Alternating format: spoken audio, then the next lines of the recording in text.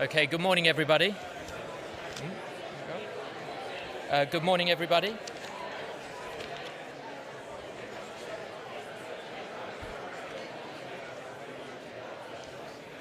Good morning, everybody.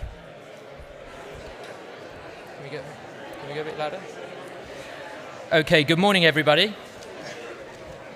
If you could just all come in, those of you that are remaining outside, and grab your seats. The event is going to begin in a couple of moments. Thank you all for coming. We're here in very good numbers, which is what we've had at all of these events, and we do appreciate it. If I just ask the attendees, if you're coming in, just make your way inside, and if there are seats anywhere in the middle that need to be filled up, please do move to the centre of the rows, because we are expecting a full house. So if anybody's got sort of spare seats near them, please do move along, and then we can direct people to them. Thank you.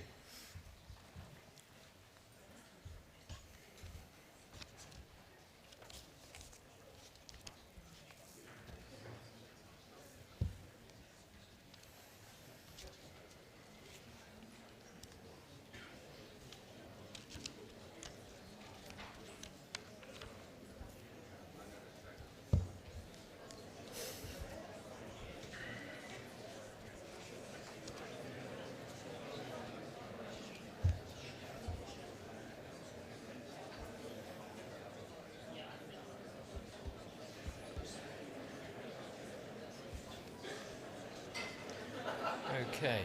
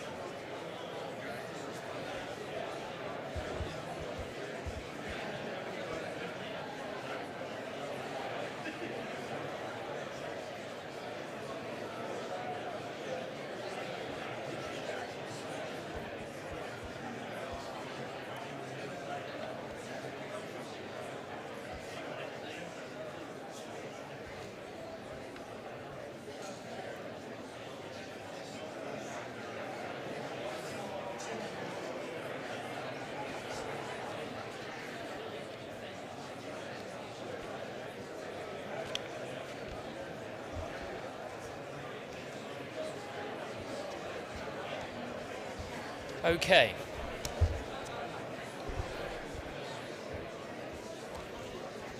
Okay, I see a couple of people just at the back. And then I think we will begin. Do come on in, we'll find you a seat.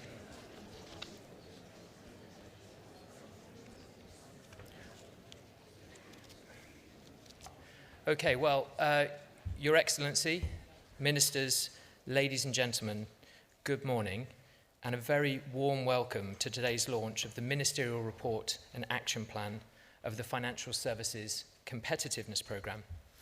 It really is wonderful to see so many of you here in person, but I also should extend a welcome to those of us who are going to be joining via the live stream. You're all very welcome, and thank you for being here. We are genuinely grateful for the level of engagement that we've had with industry throughout all aspects of the Competitiveness Programme.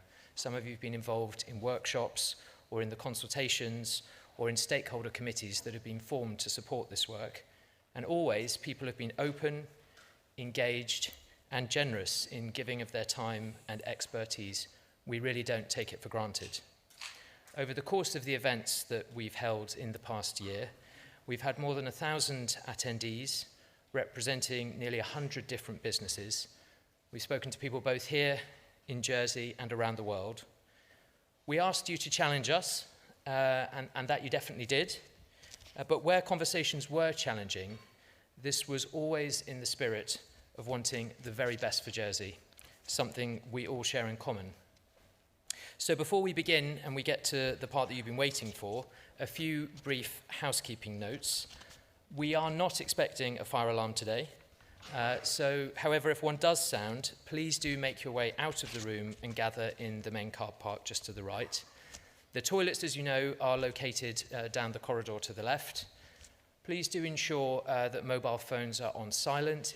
If you do need to take a call, no problem. You're welcome to step out into the foyer. And refreshments are available outside.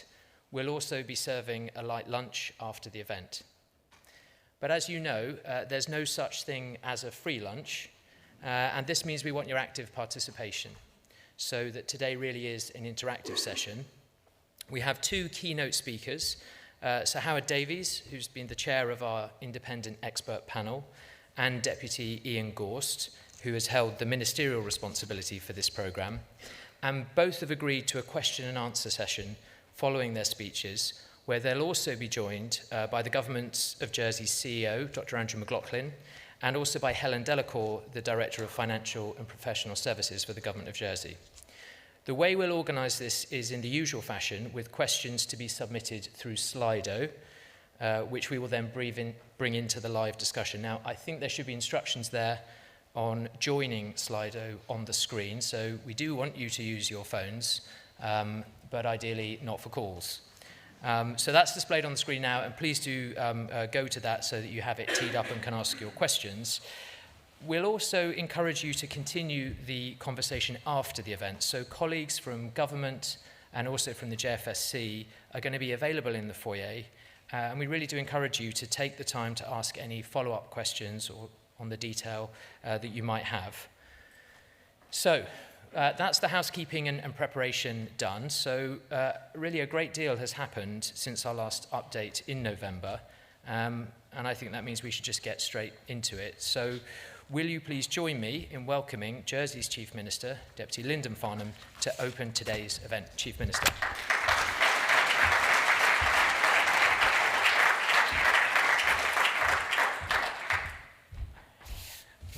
Excellent. The speech is here. Good morning, Your Excellency Sir Howard. Good morning, everybody. Thank you for coming. Today is an important moment in the Financial Services Competitiveness Programme. We are not here to launch another piece of analysis or to rehearse familiar arguments. We are here to consider the final report, agree our priorities, and focus clearly on what we are going to do next. The work behind this programme has been thorough. It has looked closely at how Jersey compares with other international finance centres, where our strengths remain, and where we risk falling behind. But a consistent message has emerged. Jersey continues to be highly respected for stability, expertise, and strong regulation. But we are not always as quick, as simple, or as commercially responsive as some of our competitors. The report also highlights practical areas where we can make a difference, streamlining regulation, removing unnecessary friction in business processes, improving how we support firms establish themselves here or expanding, and being more deliberate in how we target future growth opportunities. There is also a wider point. Financial services will continue to play an essential role in Jersey's future. And that brings great opportunity, but it also brings responsibility. And if we are to maintain long-term fiscal stability, we must ensure the sector remains competitive and forward-looking. The government is prepared to set that direction clearly and to demonstrate a firm commitment to delivery. The purpose of today's session is therefore relatively straightforward: to agree what should be prioritised, to be clear about how change will be delivered, and to make sure this programme moves from strategy into implementation at a strong pace. But this must also remain a genuine partnership between government, the regulator, and industry. And if we get that right, Jersey will continue to compete strongly in a very demanding global environment. Very soon you will hear from Sir Howard Davies, chair of the independent expert panel, who will talk you through their recommendations for change. You will also hear from my colleagues, Deputy Ian Gorst, Deputy Gorst, who is the programme's lead minister, and our Treasury Minister, Deputy Elaine Miller, and we will also be hearing from our Chief Executive, Andrew McLaughlin. And I would like to take this opportunity to thank them and to thank all of you for your commitment and the roles you have played in shaping the Competitiveness programme. May I finish by reminding us all that Jersey has never succeeded by standing still. We have succeeded by being innovative and bold, by focusing on what matters most, and by steadily moving ahead even when the path has not always been easy. And if we continue in that spirit, by working together and keeping our focus firmly on delivery, we can and we will ensure the next chapter of our financial services story is even stronger, built on relevance, built on resilience, and built on real success. Thank you very much.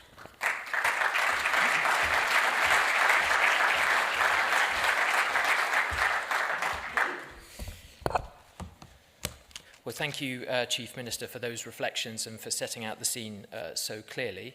To build on that perspective, it is a real honour for me to welcome our keynote speaker, Sir Howard Davies. He's a man much in demand. In fact, some of you, like me, might have heard him being interviewed live on Radio 4 this weekend. We're delighted that he's been able to bring his wealth of experience to the role of chair of our independent expert panel. And he will now share with us the key findings and recommendations in the panel's report, which is also being published in full today. Sir Howard, over to you.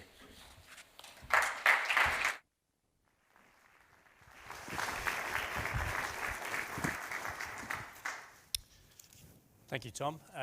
Your Excellency, ladies and gentlemen. I first want to thank Minister Ian Gorst for the invitation to chair the panel. If I may say so, the whole exercise has been a model of policy development. A series of in-depth studies, notably a McKinsey project on the financial sector, lots of consultation, then an external panel to distill the work into a series of focused recommendations. And I congratulate the Minister on organising an exercise which is as open and transparent as this one has been. He may not welcome everything that we say, and some of the recommendations may leave him with an implementation problem, but I think he's taken a good risk in opening up this question to a broader audience and taking genuinely independent external advice. My own involvement with the Jersey financial sector has been intermittent but long-standing. I worked with Jersey regulators 30 years or so ago in international fora when I was at the Bank of England and at the Financial Services Authority. I then chaired Phoenix, which during the time I chaired it was a Jersey company with its head office on Commercial Street, and we came here for every board meeting.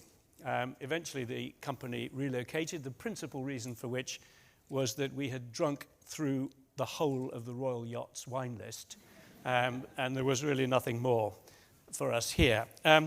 But more recently, I chaired RBS and then NatWest, and of course RBS International was, through the difficult years of RBS, one of the brightest points, in fact, in that group, remained profitable throughout, and of course has a big presence here still. The other panel members I worked with had different relevant experiences. Tracy Garrard was a commissioner at the JFC. Michael Moore, who is the chief executive of the British Venture Capital Association, represents funds on the island. We had Alan Howman from Citibank, but also had been a regulator at the EU level and the FSA, and Nigel Williams from Luxembourg, who's an expert in EU funds and has a trust company here as well. And we benefited from very good support from the government of Jersey, but the views are our own and they're also unanimous. Before I give you a glimpse of our recommendations, let me just step back a little. The financial world is changing very rapidly, and especially the offshore world. 20 years ago, some of the major centres today were no more than a glint in a sheik's eye. The Gulf centres were very small. Cayman was relatively small too. Jersey had a unique offer, an offshore tax-neutral financial centre in European time zone with Anglo-Saxon trust law. Now that's not so unique, and we have that in Dubai and in Abu Dhabi and Singapore. Now, of course, though no one takes any pleasure in this, the Gulf is not quite as attractive this week as it was 2 weeks ago. But those centres do have critical mass, and we can expect them to remain important competitors. Jersey has, during this period when a lot of new centres have grown rapidly, has itself continued to grow, but it is almost certainly losing market share. Now, this is hard to measure precisely, but there are some clues. Private assets have grown about 9% a year in Dubai and Singapore, and maybe 5% a year here. The number of banks on the island has been falling. Jobs in the banking sector, similarly. There are 16% fewer jobs in banking in Jersey today than there were 5 years ago. And another telling indicator is Jersey's position in the Global Financial Centres Index, produced by a mysteriously named company called ZYen, but which was founded by Michael Menelli, a former Lord Mayor of London, and is the main document people look at in trying to assess which centres are on the up and which centres are not. And in 2009, this survey has been going on for quite a long time, Jersey was 13th, and last year it was 31st. And it is not on the list of the 15 fast-growing centres, which is another list that they produce. And as far as fintech is concerned, Jersey is 81st, below Tianjin and Kigali. Oddly, I have been to Kigali, and in fact, the financial centre there is currently chaired by Tidjane Thiam, who was chief executive of the Prudential. So this is not a joke place. But they are perceived at this point to be better focused on fintech. There are other threats too, some of them external. Of course, the tax changes will bring some firms into taxation for whom that's been a foreign word before.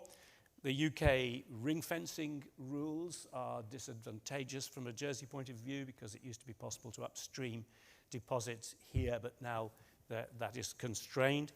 Brexit has not helped.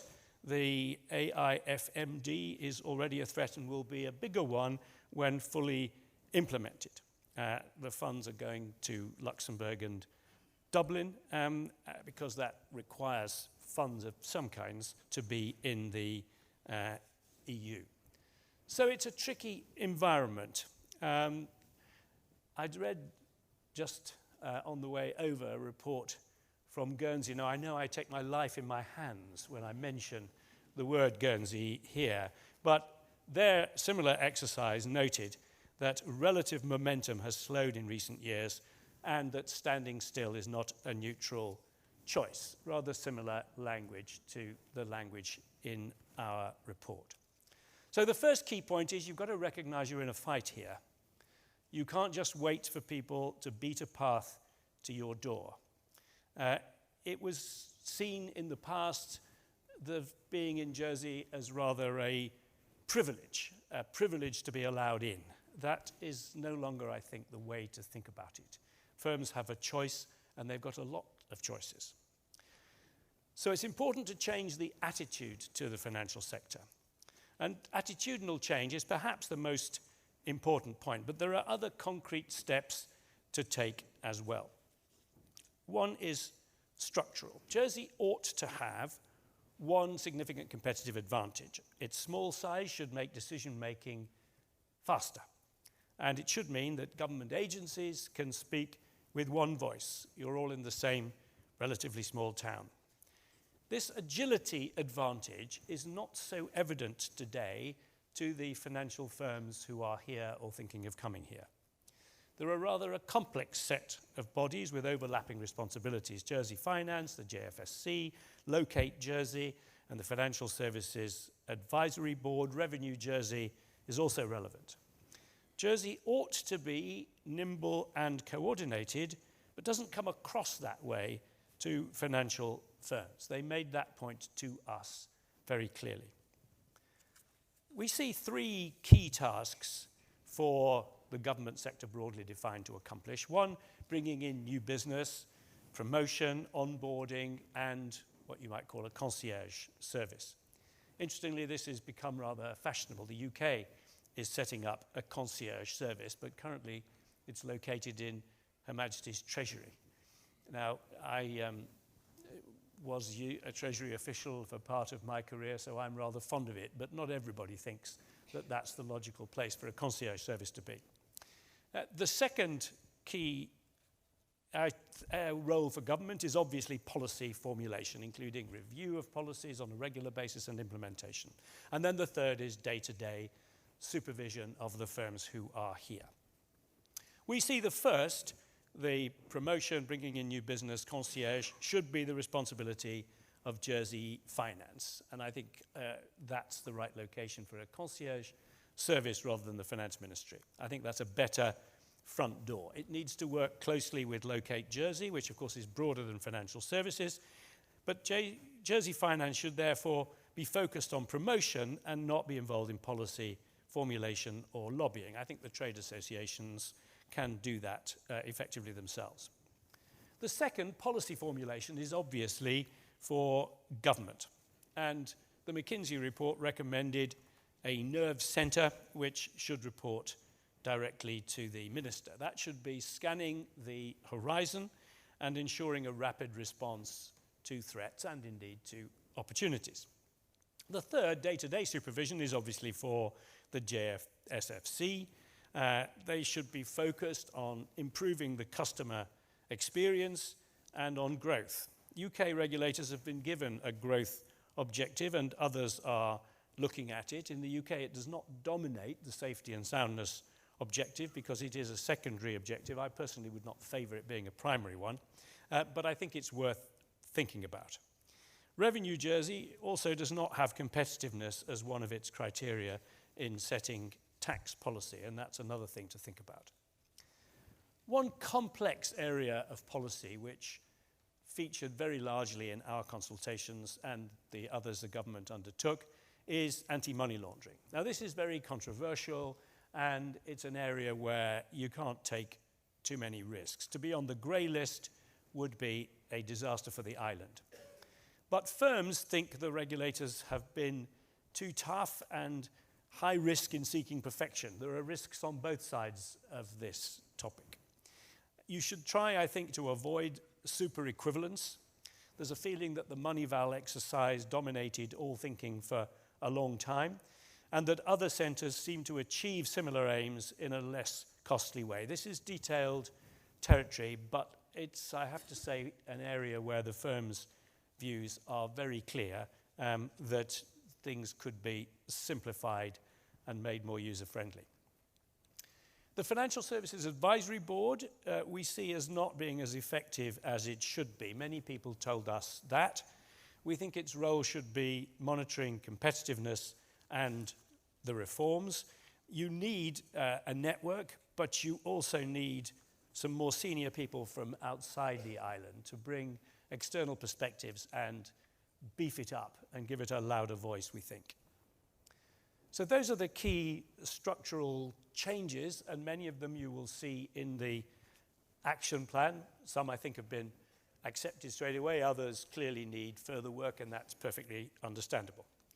But we go on to make a number of other recommendations. I've no time to list them all now. We believe you need a focused approach to promotion, looking at attractive geographies and types of business. There are some particularly promising areas in the US, particularly the newer financial centers in Texas or Mar-a-Lago, which require attention. We think that there's an opportunity for high net worth families, especially from the Gulf and the Indian subcontinent. Indeed, there may now be an even bigger opportunity amongst that customer group than we thought. And we think that Africa is important too. You have long-standing links with South Africa, and you could grow those into other parts of the continent. We also think that digital assets require attention, not so much crypto itself, but tokenized assets and stablecoins. I don't want to do a commercial at this point, but I'm currently also chairing a stablecoin company based in Amsterdam, and I think that stable coins and tokenized assets are going to be a rapidly growing area. And other places have developed regulatory regimes. Obviously, we know about the Genius Act in the US, MiCA, the market in crypto assets in the EU. Luxembourg has adopted a blockchain law designed to create a favorable environment for tokenized assets there. So this is an area where you need to focus attention, and I'm pleased that you have agreed to set up a Digital Asset Innovation Council, which I think is a good idea. Now, some of these plans need money, and it's not, of course, an easy time to recommend more investment, but implementing the multinational corporate income tax will bring additional revenue, and some of it could be invested in these plans. We also need to think about how welcoming Jersey is to high-value finance professionals. Now, this is not our core area of expertise, but I think you do have to look at housing policy. Housing here, again, is seen as a privilege, not a right. The licensing system was designed for a different era. It's interesting that the Guernsey report makes the same point in relation to their housing policy. Education needs attention too. You obviously have nearby very attractive UK universities, but the comparison on schooling with the UAE, Luxembourg, and Singapore is not so favorable. They have some very attractive offshoots of British schools like Dulwich College or Reigate, who have set up offshoots elsewhere, and those are very attractive to finance professionals. Culture, too, we think requires some attention. It's probably not possible, as in the Gulf, to have a branch of the Louvre, though, of course, as we've now learnt, one option might be just to send people over and take a few things from the Louvre and show them here. They seem to be available. But the cultural offer could be stronger. Residencies for orchestras, for theatre companies. Indeed, one other thing that I do in my slightly complicated CV is to chair the Philharmonia Orchestra in London. And we recently went for a week on a residency to Mauritius, which is developing itself as a financial centre. It was financially supported by the largest bank in Mauritius, who thought this would be a good thing. We did 6 concerts, all sold out. I listened 6 times to Beethoven's Fifth. I can hum it the whole way through if you want. But that's the kind of initiative that other people are taking on the basis that, you know, they want to present a quality of life that is attractive to professional people. It also wouldn't be a bad idea if you could get off the island after 4:40 in the winter. It's just a thought. Now, I recognize there are some controversial points in here, and I understand that some people will say, well, we shouldn't distort our policy to serve the interests of high finance. But the finance sector directly produces 40% of tax and 44% of gross value added, and other areas are not bidding strongly to take its place. Traditional tourism remains important, but is certainly not growing. I have personally tried a bailiwick Pinot Noir, but there's work to do there as well. You will need a hearts and minds exercise in the island, I understand that, but the core of the argument seems to me to be clear and persuasive. If you want things to stay the same, a lot has got to change. This is, I recognize, a slightly complicated set of messages, but they all hang together. But how do I summarize them in a way that you might remember? Now, I'm not an advertising copywriter, but I often find mnemonics helpful, so let me try one. First, you must go for growth. Then you need a mindset which is outward looking. Then you need to restructure government agencies. Alongside that, you need to simplify processes. Then you need to target firms who might enter or expand. And those who followed me, you're well ahead of me here, will see that this is a GOST program. Growth, outward looking, restructuring, simplified target, and nothing can go wrong. Thank you.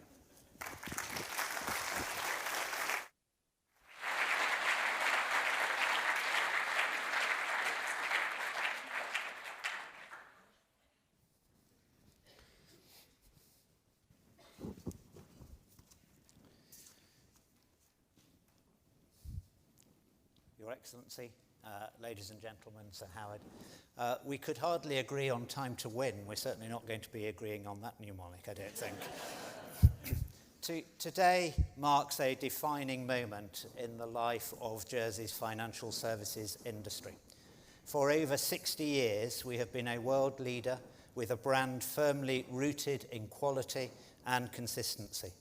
We are a place of stability and security, a place of certainty in an uncertain world. And it's a reputation that we carry with pride. But the truth is, young contenders are now snapping at our heels. We face growing competition from rivals who weren't even born 20 years ago. Competition from rivals who are clear in their ambitions for growth and who are determined in pursuing them. At the same time, emerging technology is rewiring how business is done, how we work, and where we work. Capital and talent can move more freely than ever before. In short, the world in which we operate has turned on its head. And as I said when we met in November, and we've heard again today, the privilege has shifted. It's no longer a privilege for financial services businesses to operate here. It is now our privilege to serve them.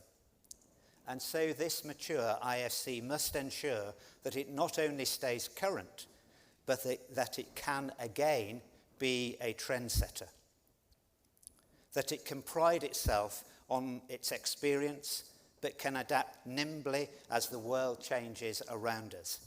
Standing still, again as we've heard, is not an option, because in truth, that would mean us falling behind. So change we will. In fact, in the early stages of this programme, we decided not to wait until the final report to begin making the reforms we so urgently need.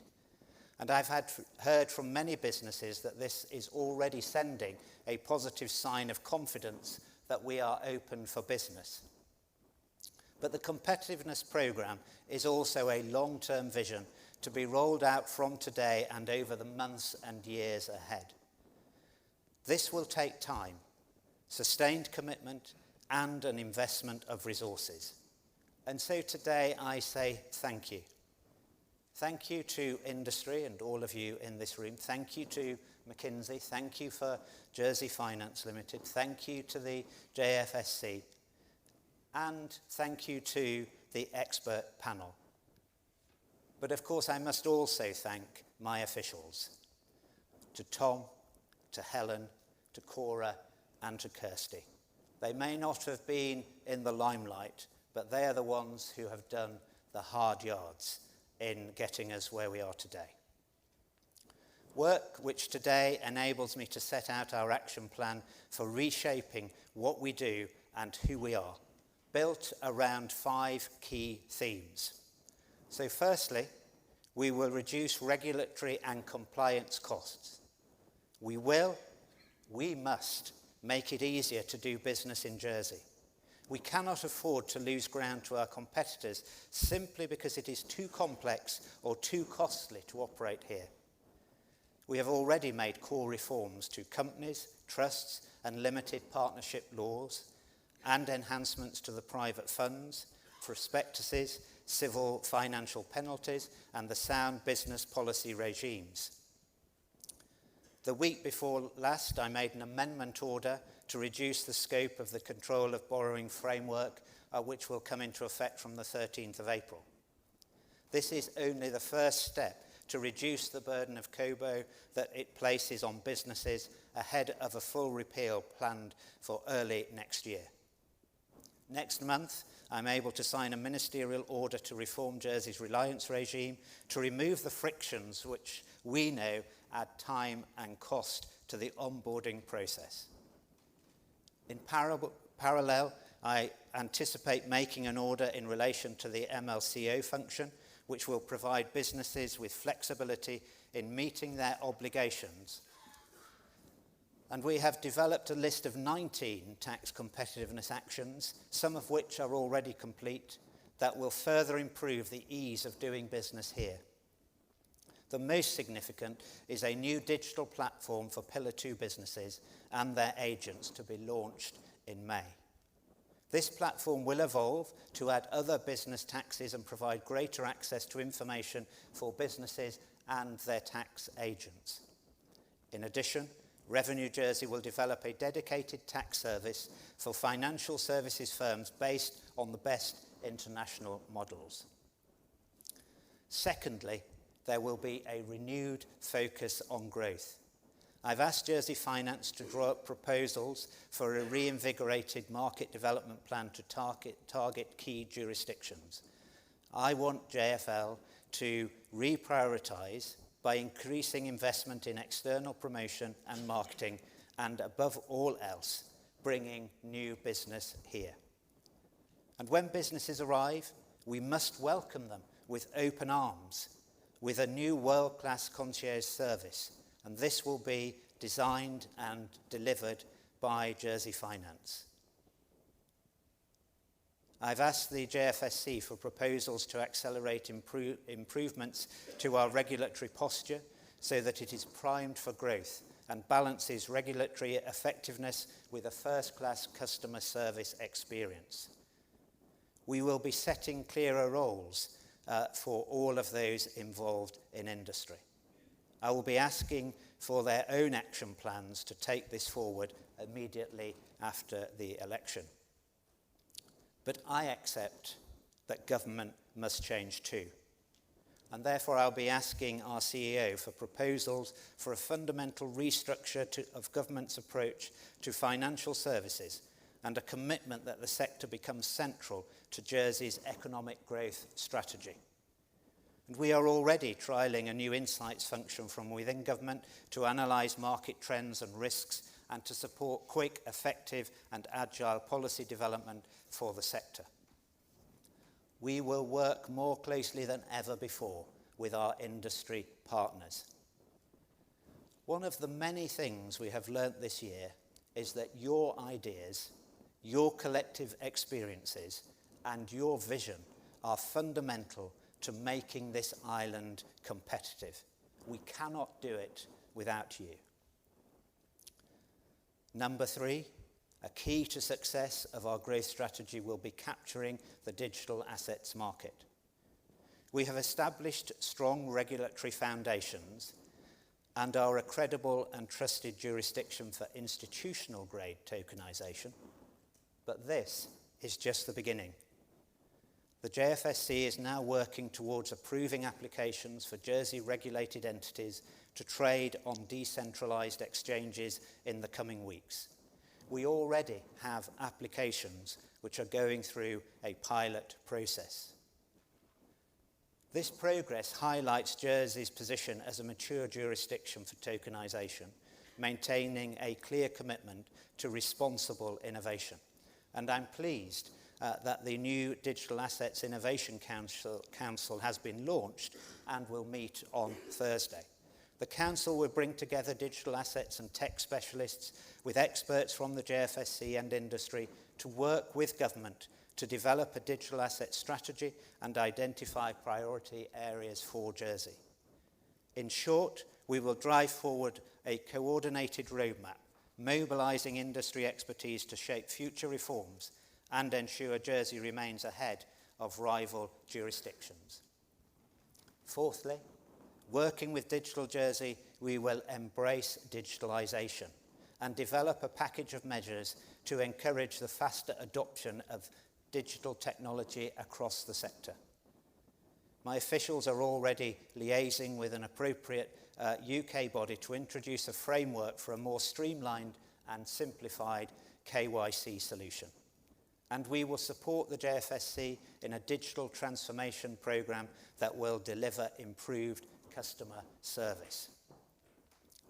But of course, we can only be competitive if we continue to invest in our island, our infrastructure and our people. And so the fifth point of the action plan is investing in Jersey's attractiveness as an IFC. We will review the control of housing and work law to ensure it's fit for purpose, so we can attract and retain the right people to keep this island competitive. And few things will send out a clearer signal of our intention for growth than getting spades into the ground for the IFC building. This must be a priority for the new government. And we must improve connectivity, as we've just heard. As you all appreciate, of course, the Iran conflict has created uncertainty in the aviation industry, but I am pleased to announce that we are actively exploring options for more flights between the island and London. All of these initiatives are set against the firm foundation of maintaining our simple tax regime, with tax neutrality at its core, a competitive personal income tax regime and no capital gains tax, no wealth tax and no inheritance tax. This has played a central role in Jersey's international competitiveness and must not and will not change. Of course, I suppose for some, the big question is how this action plan will be taken forward after the election. But I think we can be sure that the next government will not only endorse what we have set out, but will lead the charge with the energy and commitment it requires for success. The answer, of course, is simple. This plan is and will be central to everything that a new government will do. Every capital project, every budget. That's not just my blinkered view as the Minister with responsibility for financial services. It's the fact of the provision of public finances. Because in case anyone was unaware of the industry's importance, they could do what my daughters always do. They say, we'll Google it. And if you were to do so, the figures would leave you in little doubt. Financial services directly generates more than 40% of the island's GVA. Indirectly, it contributes at least 60%. They are incredible figures when you think government is 10% and the rental market is 10% and construction is 10%. It employs 14,000 islanders and generates 600 million per year in tax revenue, equivalent to funding the entire health and education budgets and most of social security. But of course, none of us in this room need to Google it, nor does any islander, because the evidence is all around us. Our schools, our health service, our roads, quite frankly, our way of life is largely funded by the revenue generated by our financial services industry. It makes the island what it is today. So the competitiveness programme is as much for the teacher, the nurse, the bus driver and the paramedic as it is for you in industry. It's as much for the farmer, for the retailer, for the parent or the grandparent as it is for the CEO in a boardroom on the Esplanade. This, therefore, is not just another government action plan. It is a blueprint for maintaining and improving island life as we know it. And this way of working, pursuing the growth agenda, can and must become our business as usual. It must become embedded in all that we do. This work will set the firm foundations for our children's future. The framework is in place. The vision for success is clear. Action is being taken. Thank you very much.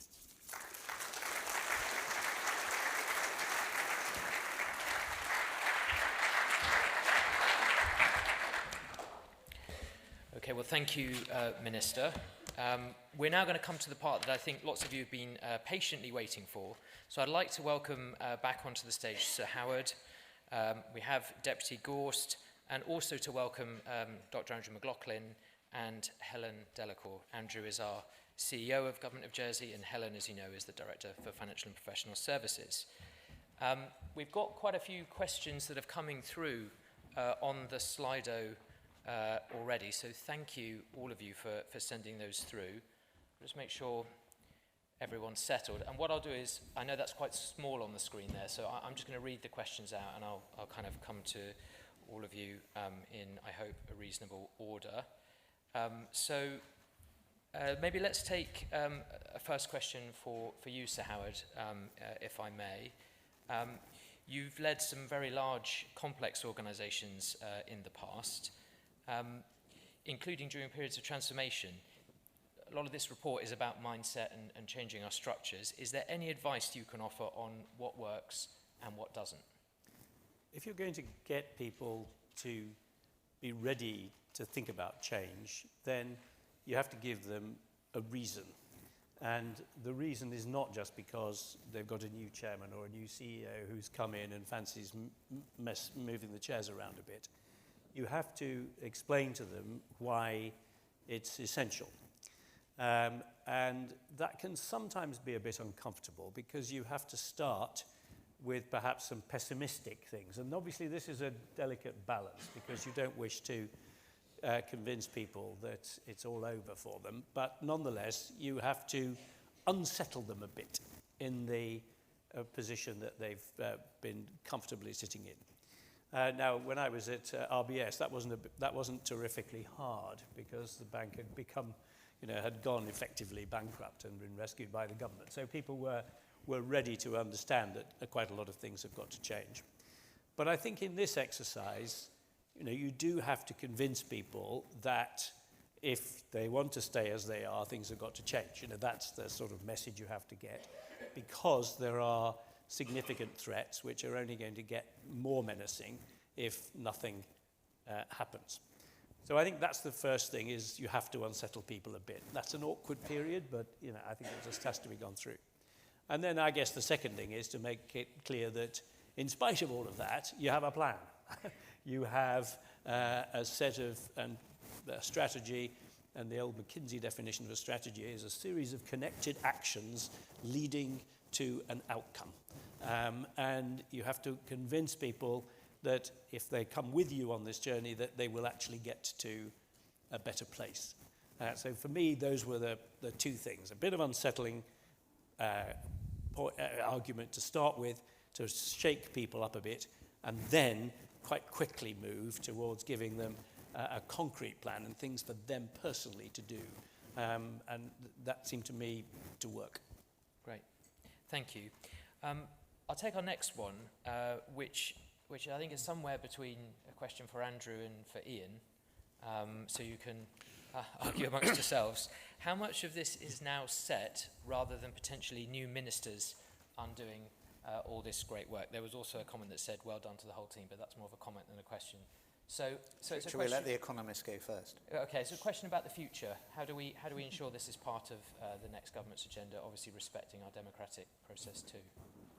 Well, I think the first thing to say is, in terms of how we structured the programme, workstream 2 was really about beginning implementation on the way through. So a lot of the things that the Minister announced this morning are on the cusp of being finalised. We've already made changes in certain areas over the course of the past year, so I think there's quite a few things happening. In terms of what's left for the next government, I think there are one or two things in there, but I think a really important part of this exercise, of any strategy exercise, is doing everything you can in the way that you conduct the strategy to ensure that you have legitimacy for its outcomes, therefore compliance with the measures and sometimes the medicine that has to be taken. And I'd echo something Sir Howard said. I think the way in which the exercise has been structured has hopefully given us the best possible chance, whoever's in government, that the legitimacy of these outcomes is difficult to argue with, and therefore we can expect good levels of compliance within government and around the island for the action that we need to take. Of course, there's an element of political risk in an election year. It should ever be thus. But I think it'd be pretty brave to look at the importance of the industry, the contribution it makes, and the reality that it's at a crossroads and we need to recommit to its competitiveness. It'd be pretty brave to look at this evidence, I think, and turn away from it. Great, thank you. Yeah, I think, as I tried to say earlier, if you're a numbers person and you look at the numbers, it's absolutely crystal clear and common sense that any new government of whatever particular shade will want to deliver this programme, because it's only through a programme like this that will deliver the tax take which provides whatever commitments there are in manifestos. And so to some extent it's a good question, but the answer to that question, and I know that Deputy Miller is going to comment on this in her closing remarks, I don't want to, the answer to that question on June the 7th will not be in my hands. The answer to that question on June the 7th will be in the hands of everybody in this room and all islanders. And it is entirely within the grasp of every voter to reassure and say, yes, this is what we want to do. And ask candidates, what do they think? But don't just ask them if they support financial services, because they'll all say, yes, of course we do. You have to drill down a bit more. So, you're going to control government expenditure, are you going to invest in it, all of that stuff. But to me, as uncomfortable as some of Howard's recommendations were, and he's right to say that, they're absolute common sense. Okay, thank you. Helen, I might come to you with one that's thinking about a very topical feature of the landscape today, and of course it's in the report, particularly in the Workstream 3 report, it came up very strongly. So are we taking the threat and opportunity of AI seriously enough? Thanks, Tom.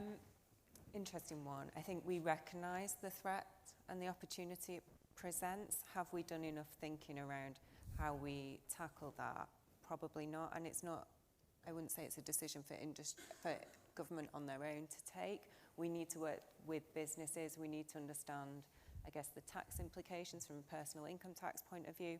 We need to understand the impact of jobs on island and how businesses can harness that. I know Tony's in the front seat. I wondered where this question might have come from, but I know he's doing some really good work. Probably from AI, I imagine. Good work bringing together the AI Council, looking predominantly at financial services and how we support the industry in adopting AI. I don't know, Andrew, did you want to come in on that one? I know it's a... Yeah, I mean, it's a great question. There's a strategic observation, particularly in Workstream 3, around the potential of AI for what I'd call margin recovery and top-line growth, particularly in the fund admin and fiduciary sectors. So we recognise a strategic observation.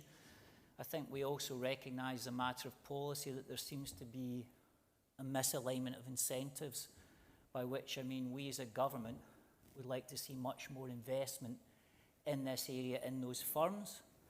But we also recognise why there are significant issues within those firms to that investment.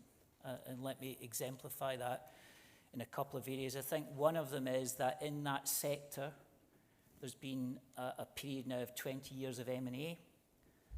The data integration, the data lineage and governance around those transactions is probably not always in a place that would allow you to quickly deploy AI into a clean data environment. So we've got to think through those issues with those firms.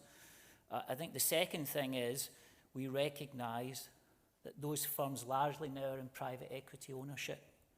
Now, I spent a lot of my life working with and lending money to private equity. I understand completely the efficiency capital it can bring to the system. But one of the challenges for private equity in this market is what's happening to technology. So technology used to be a capex business, and the tax treatment of it reflected that. Technology is now a RevEx business. The technology companies are now interested in a relationship with these firms, which is around licensing and subscription services. That hits EBITDA, that hits valuations, that hits investment horizons. So that's where I think we've got a miss. And many private equity firms probably would like to deploy more into AI and data than they're doing, but it's quite a painful thing to do in terms of their traditional models and the way in which they bring value. So we are noodling away in that as a matter of policy with those firms to figure out if there's any role for government in incentivising investment, which we all agree is necessary but might not be taking place. It's a hard thing to do. We're not in the business of picking winners, but we do need to work our way through these issues, and that's where this strategy work has to continue. Thank you, Andrew. Sir Howard, I might come to you if I may. There's a question here which has more of a kind of political overlay. Are we clear about the risk of a potentially hostile UK political environment? And can we here in Jersey tell the value of Jersey, the story of Jersey's value to the UK in a more effective way? There was a study done quite recently by City UK, but with, I think, participation of people from the island. In fact, it's about both Jersey and Guernsey, actually. I was quite surprised, actually, by that. In the numbers, I can't quote the numbers because I can only keep a certain number of numbers in my head at any one time. But the volume of investment going from Jersey into the UK, routed through funds based here, is really very large indeed, actually. I mean, it's quite large from Guernsey, but Jersey much bigger.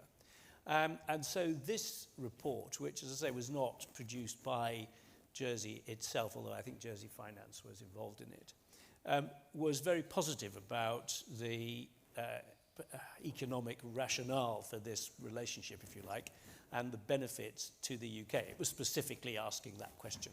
So I think you've got a good source document to quote from, and I haven't come across recently any particular animus about the islands in the government at the moment. They've got plenty of problems of their own, rather than wanting to create problems for you, I think. Okay, thank you.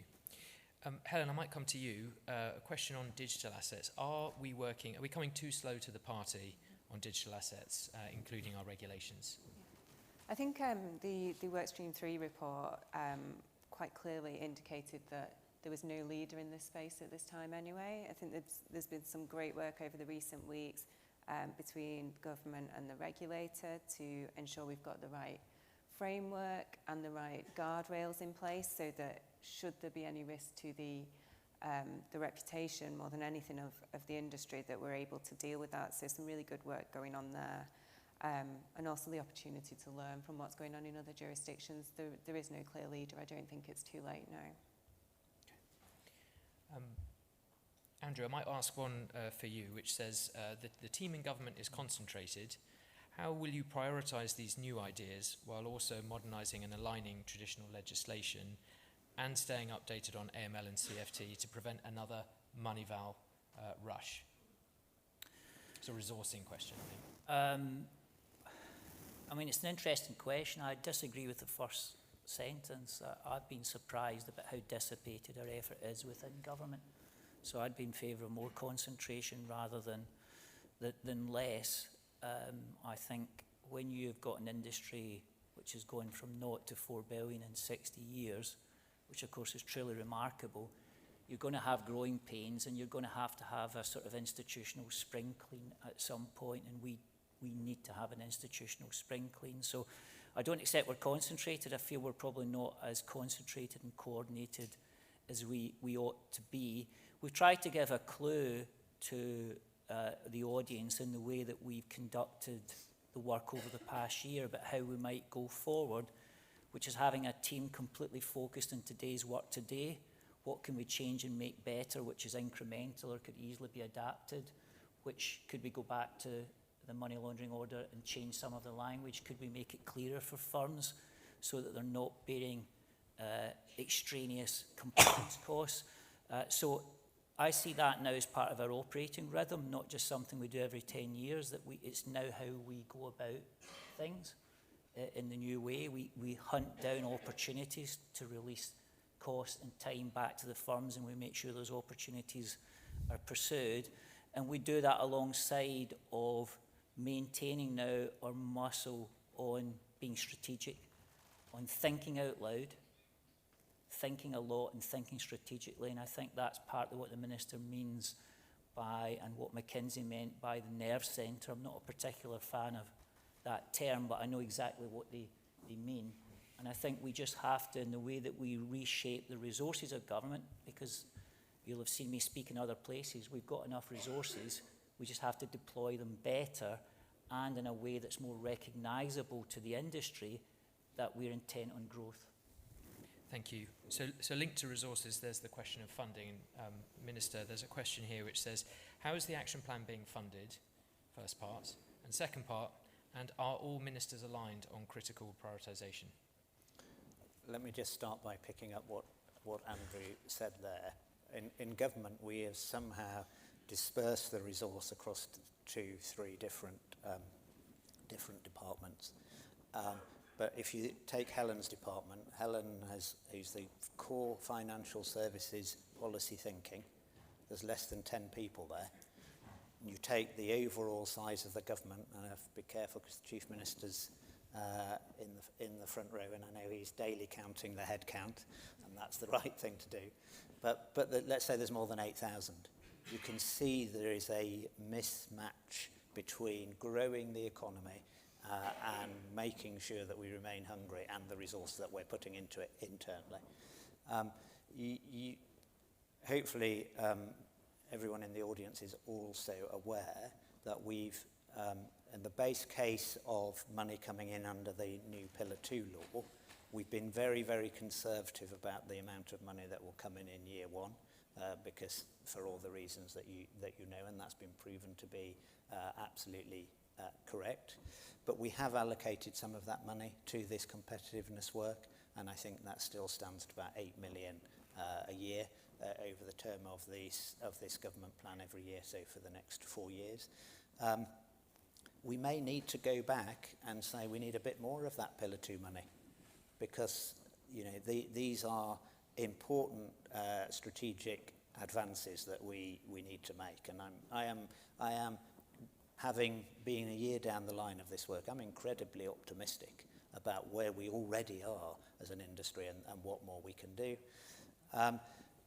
When I sit round the Council of Ministers table, and I'm conscious that there's at least 2 of my colleagues in the room, there is a universal acknowledgement that if other ministers want to spend on their social agenda, they have to support what myself and Deputy Miller are doing in financial services.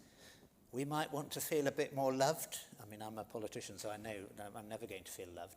But we might want to feel a bit more loved. But I think that's a fantastic starting point that every other minister around that table recognises. They want to grow. They want to spend more money on whatever great social issue that they're addressing. They know they've got to support financial services and see it grow. Thank you, Minister. So Howard, I might just come to you with the outside-in perspective. There's a question here, which I know was touched on in your panel report. What can Jersey do to specialise on the size advantage it holds in contrast to other small IFCs like Cayman or Bermuda, for example? It's a tricky question, that, because in some ways you're small, but in some particular areas you're quite big. So I think you've got to be clear where you want to say you're big and where you want to say you're small, because you've got critical mass in some areas of fund administration, for example, where you can say, look, we have genuine expertise here. We've got a JFSC that knows about this stuff. We can field people for you who understand your business, and people usually like that in a regulator on the whole. So I think it's quite a subtle message here, that you've got to be small and agile and focused where you can be, but you've also got to build up critical mass such that you are genuinely expert in areas that you particularly want to attract. So I don't think sort of saying it's small or big is quite sums it up, really. You have to be prepared to have a slightly more sophisticated and moderated message, if you like, about the areas where you're good and strong, and then the areas where you can be agile in creating new things. Great, thank you. We've probably just got time for one, maybe two more. So, Andrew, if I may, there's a question here that's all about delivery and about what the milestones against which progress will be measured. Is there anything that you want to say on that one? I mean, obviously, it's a very general point.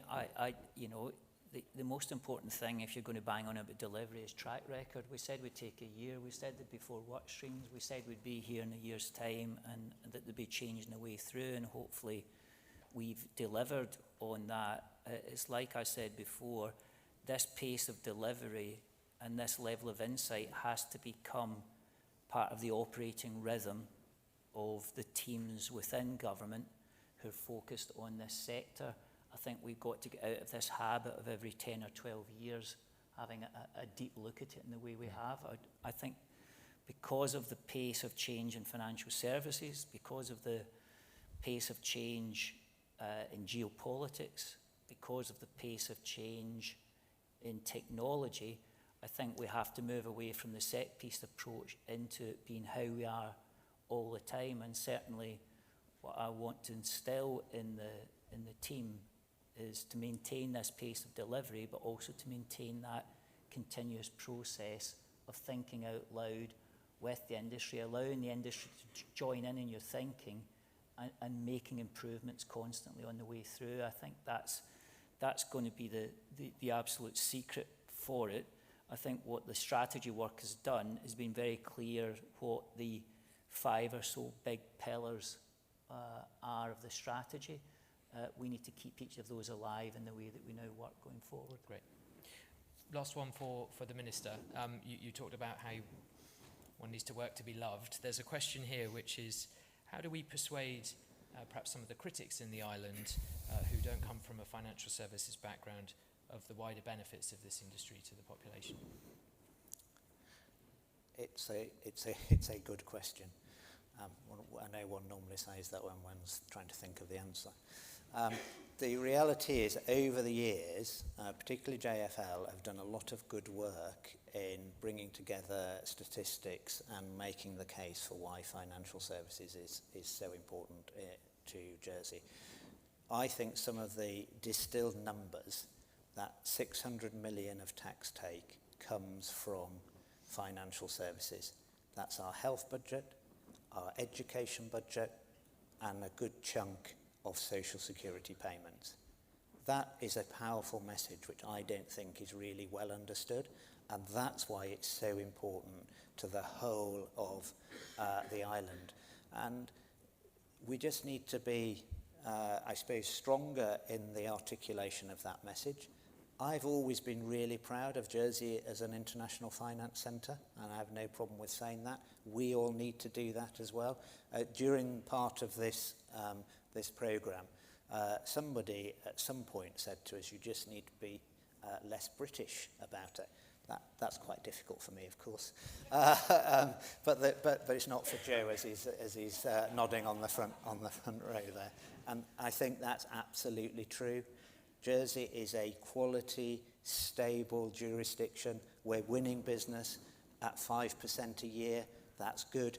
But I'm hungry for it to be that 9% and compete with our competitors. And we all need to be hungry for that growth, because that's the thing that's going to set Jersey onto another 60 years of being a successful financial services industry. So it's being proud. It's articulating the facts. You know, out of every £10 of tax that comes into the government, 6 comes from financial services.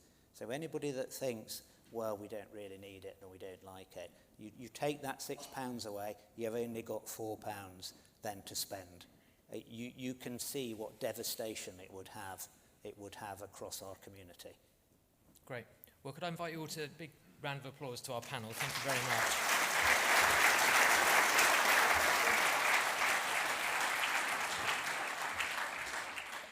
if you weren't able to get your question over, and there are a few, I recognise that, there is going to be a team that's available outside at the end of the event to answer other questions and queries on hand, so please do that. I'd now like to welcome on stage Deputy Elaine Miller, Jersey's Minister for Treasury and Resources, who is going to provide some closing remarks. Thank you.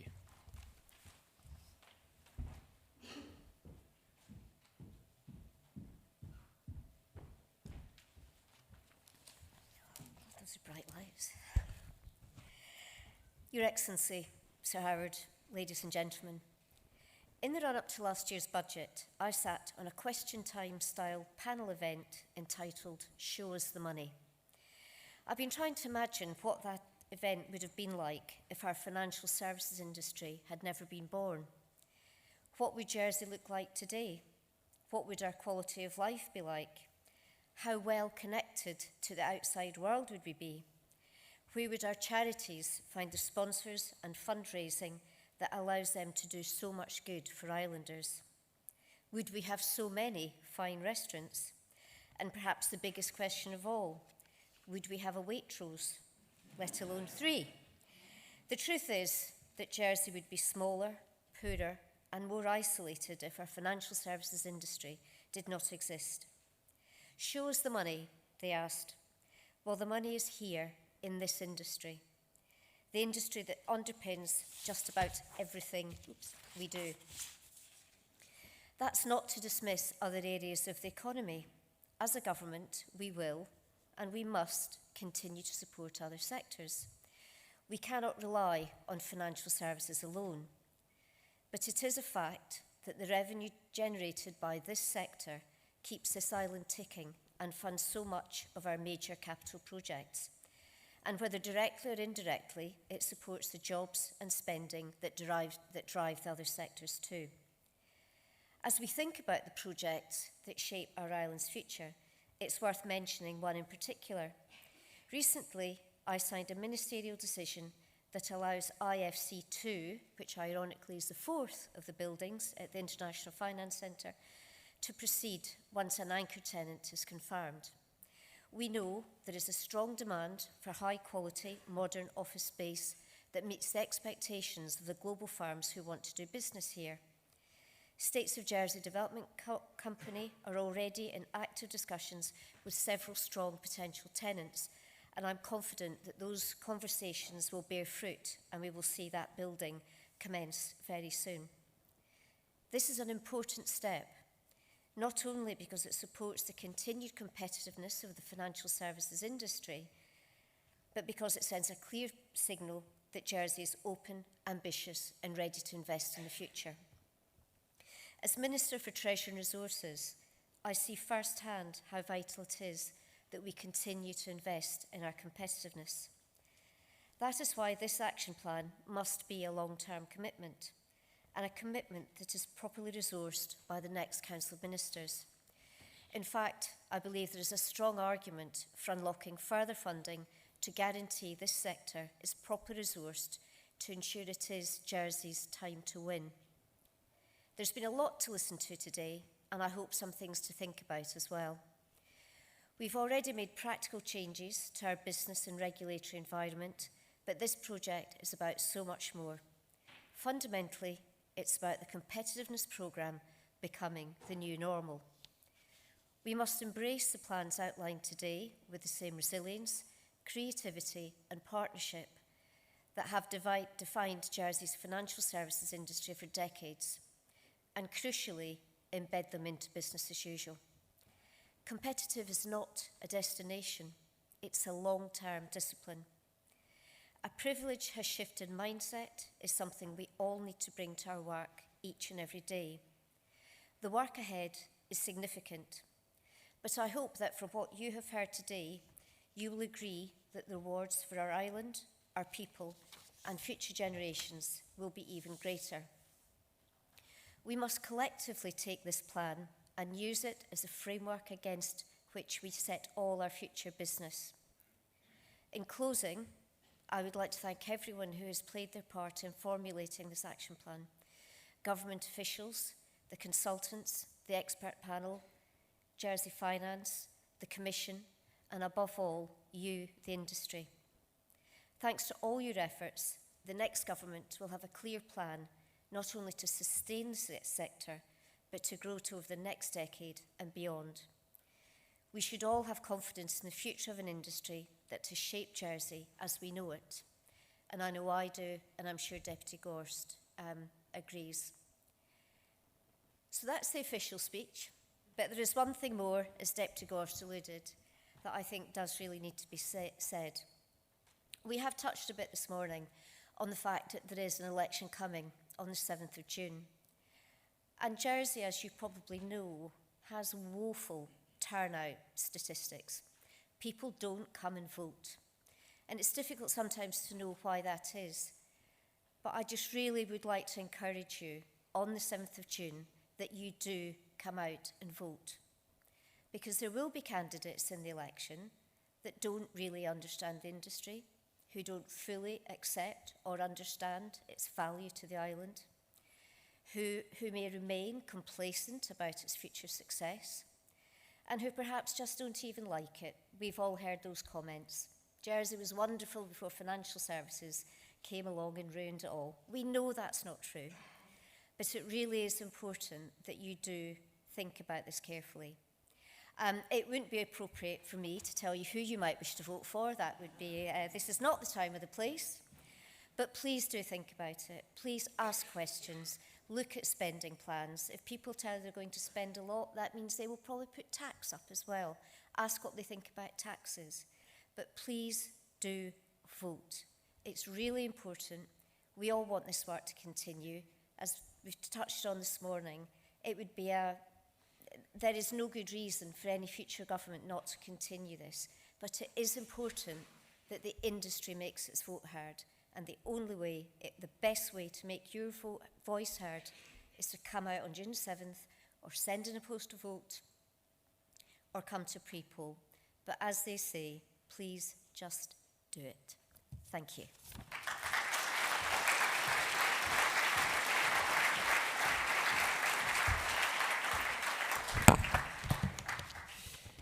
Thank you, Minister. We are coming to the end of our time together today.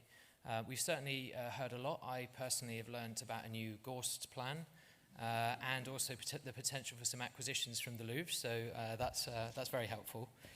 For ongoing updates about the work that's happening across the programme, and we will be continuing this work as you've heard from today onwards, please do go to our LinkedIn group. I think details are on the screen. I also hope that you will have all seen a copy of the physical handout. Please do take those with you. You'll see at the very end of it, there's a QR code. And if you go to that, it takes you to the government page. And on there, you can find the full copy of the report that's been published today. So please do also take the time to read that through. Lastly, I just really want to echo the Minister's collective thanks to all of you who've been involved in this work. It's no exaggeration to say that we couldn't have done it without you. You know who you are, the teams from government, from Jersey Finance, from the JFSC, but of course also all of you from industry who've been involved in a myriad of ways. We appreciate it and thank you for your time and for your expertise. You're very welcome to stay for a light lunch and to continue the conversation with colleagues and our teams and yourselves out in the foyer. But from all of us and those online, have a wonderful day and thank you very much.